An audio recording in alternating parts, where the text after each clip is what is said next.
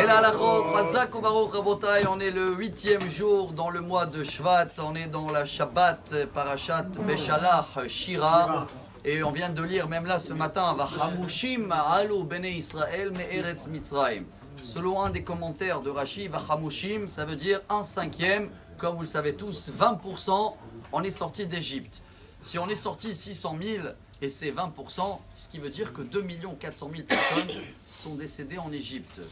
De quelles raisons on a déjà partagé, et je pense que chacun déjà a fait des devoirs, et il sait qu'ils ne méritaient pas sortir ces personnes-là, surtout dans le play de Rocher, dans les ténèbres, comme ça on dit en français, et ils sont décédés car ils ne pouvaient pas patienter et ils voulaient prendre ce qu'ils ont les Égyptiens. Chers amis, même nous quand on est sortis, chacun qui reçoit la vidéo aujourd'hui, qui est présent ici, on fait partie de ceux-là qui méritaient de sortir d'Égypte. Mais 3 jours après, Dieu nous a mis dans une épreuve. Après 3 jours qu'on a traversé la mer, tout se passe bien. On arrive dans un endroit qui s'appelle Marata, et l'eau est amère. Vaïlon ou Aham. Apparemment, on s'est tous se plaint. Et on est parti voir Moshe, donne-nous boire. Moshe, il va voir Dieu, qu'est-ce que je fais? Alors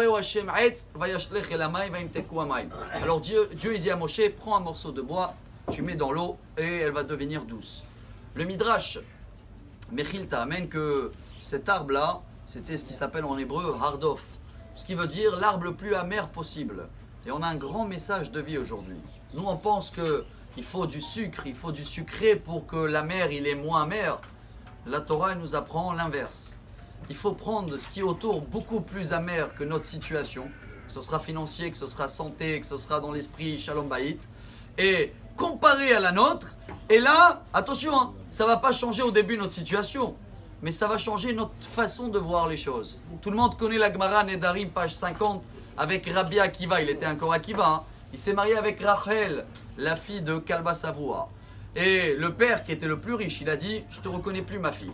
Ils habitaient dans les tables, comme ça on dit, où il y avait les vaches.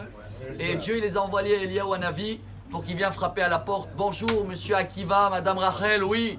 Excusez-moi, je viens d'avoir un enfant. Vous avez un peu de paille pour mettre dans le berceau de... » Alors Rabbi Akiva, il le donne la paille, il va voir sa femme, il dit « Regarde ça, il y a des gens, ils n'ont même pas de la paille. Eh bien, on est riche. » Et il dit le roi Salomon, on va terminer avec Michelet, 10e chapitre. « Lev chacham limino, lev kesil lismolo. » Le cœur du sage, il est à droite, et le cœur de Ksil, je ne sais pas si c'est imbécile, mais c'est l'inverse de sage, il est à gauche. Ça veut dire quoi? Il dit le Ben Ishraï. Prenez le mot cœur, tout est dans le cœur. Hein. Les lettres qui sont à droite, avant le cœur, c'est quoi? Lamed. Qu'est-ce qui vient avant le Lamed? Chaf. Et qu'est-ce qui vient avant le Bet? Aleph. Ça donne Aleph et Chaf. Ach. Ach veut dire en hébreu mais.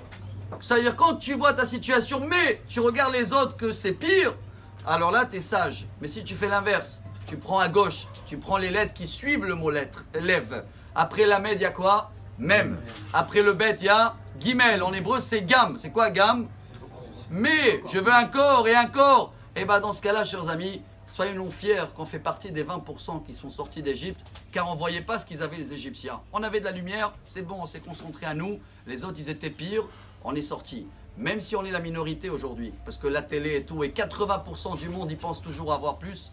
Venez, on va être fiers de faire % des 20% qui ils regardent toujours ce que les autres, ils n'ont pas. Et comme ça, Bezrat Hashem va avoir une vie extraordinaire et une belle journée. Amar Rabbi Elazar, Amar Rabbi Hanina.